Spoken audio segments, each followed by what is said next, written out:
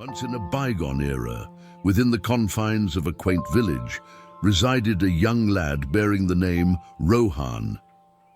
Rohan's reputation, unfortunately, was tethered to indolence and an alarming lack of ambition. His penchant for squandering time and incessant procrastination, when faced with important responsibilities, left no room for doubt. Although counsel from family and friends flowed ceaselessly, imploring him to grasp the significance of time, Rohan seemed impervious to its gravity. However, on a radiant day, the village received a sagacious visitor, none other than Mr. Gupta, an elderly gentleman celebrated for his wisdom and adeptness at resolving dilemmas.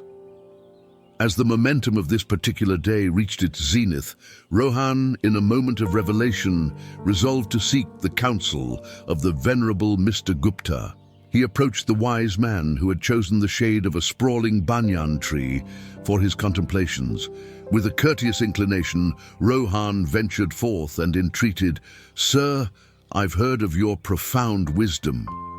Can you please illuminate my path?" Mr. Gupta beamed and nodded, grasping the young man's internal turmoil. He produced an hourglass from his satchel and placed it into Rohan's hands. "This hourglass embodies time," he elucidated. "Each grain of sand signifies a precious moment of your life." Rohan clutched the hourglass, sensing the weight of its profound symbolism. Mr. Gupta continued, "Now, I want you to envision that each grain of sand cascading through this hourglass represents a squandered opportunity. Each time you procrastinate or idly pass the hours, one more grain slips away into the abyss."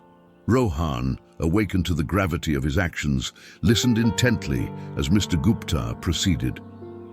"Time, my young friend, is an invaluable gift. It waits for no one. Every fleeting second is a moment you can never recapture. If you persist in frittering it away, you'll one day awaken burdened by regret." With an air of urgency, Rohan implored, "But how can I change? How can I learn to cherish time and harness its potential?" Mr. Gupta's smile exuded warmth as he imparted his wisdom. "It commences with small steps," he began.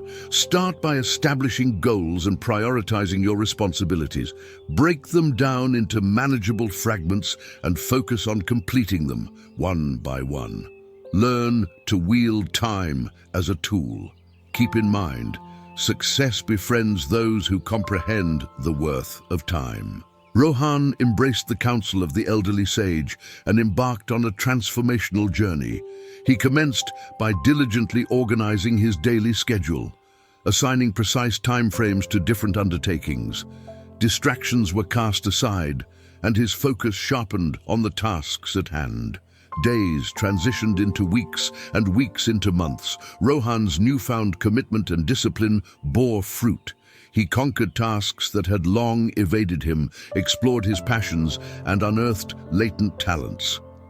The villagers marveled at the remarkable metamorphosis unfolding in Rohan. In due course, Rohan recognized that the true power of time was not confined to task accomplishment, but extended to the nurturing of relationships. He invested quality time in the company of family and friends, cherishing the moments they shared.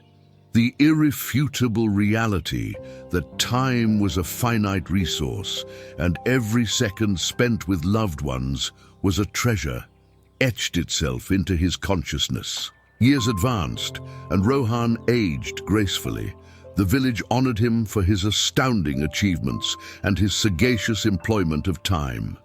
He regaled the younger generation with his tale, imploring them to treasure each fleeting moment and make the most of their lives.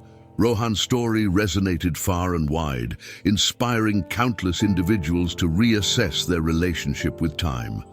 People began to realize that time was not just a commodity but a precious gift, deserving of reverence.